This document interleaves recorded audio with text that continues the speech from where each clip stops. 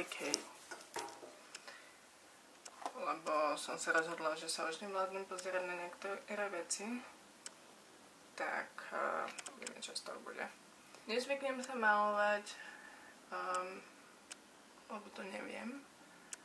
Čo mala som si vlasy po dlhšej dobe. Nebudem vám ani hovoriť. A ideme na to. Ideme na to.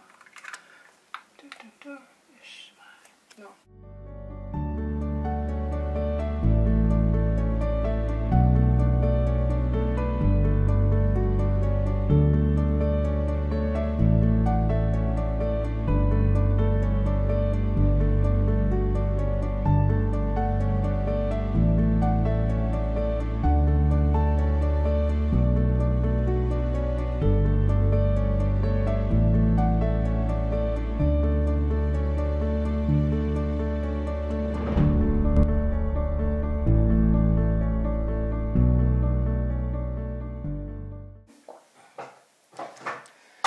Keďže môj väčší problém je, že sú suché a roztrapkané a na všetky strany, tak mám tu takýto kováš, už je skoro prázdny, mám asi druhý.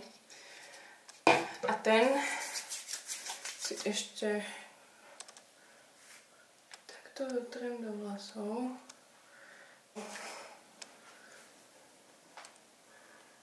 Tiež moja starostlivosť o moje vlasy je taká všelijaká, takže tiež by som si z toho nebrala veľmi príklad. Ale učím sa. Tak sa snažím, hľadám si k ním cestu, učím sa, uvidíme, čo z toho vyjde. Ostrihala takto, lebo tu dole mám tie vlasy podstatne kratšie a neviem, jak sa to takto, neviem.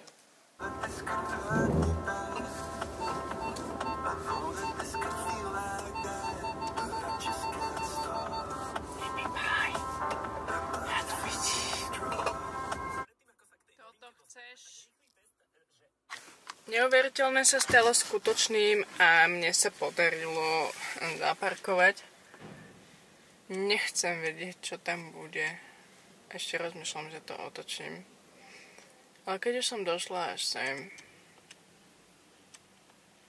Nevadí, ja chápem, že som nie jediná, ktorá potrebuje ísť do Ikei. Ale viete čo? Ak tam nebude veľká rada, tak si pôjdem kúpiť taký ten koláč. Viete ktorý? Ja vám ho ukážem, ak si ho kúpim. Nie tento. Bolo tam veľa ľudí. Povedz mi o Einerovi. Nič? Jasma! Nie! Čiže stojí zakáže, ale ja neviem, čo chcem.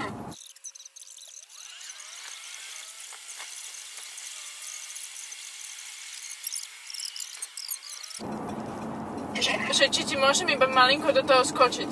Do tohto podcastu? Môžeš do toho skočiť. Dobre. Ty aj predtým, keď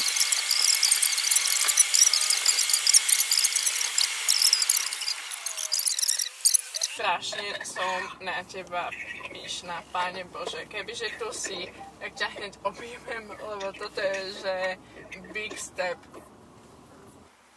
No? No.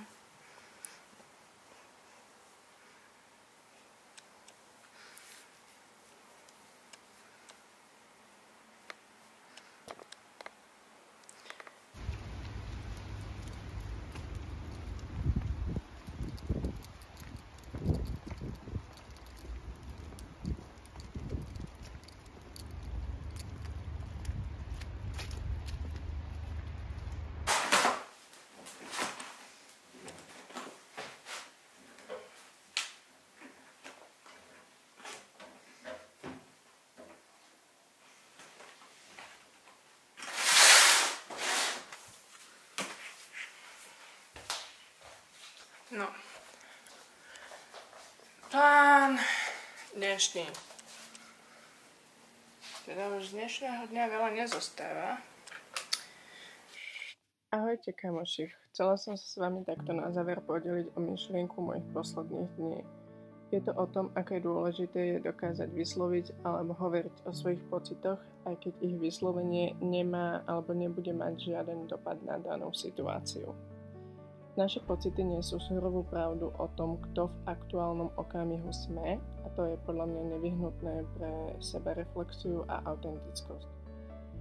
Nevyslovené pocity sa v nás hromadia a vytvárajú vnútorné napätie, čo priamo ovplyvňuje naše správanie a myšlienky. Minimálne u mňa to bolo vždycky tak. Už len tým, keď svoje pocity vyslovím, dostávam sa s nimi do konfrontácie. Tedy už je to len pocit, ktorý nemá nad nami ďalej kontrolu. A to je moment, kedy sa stávame slobodní od tlaku a od strachu zo samotného prejavenia. Čiže kamoši, rozprávajte o svojich pocitoch. To, čo sa môže najhoršie stať, je len myšlienka.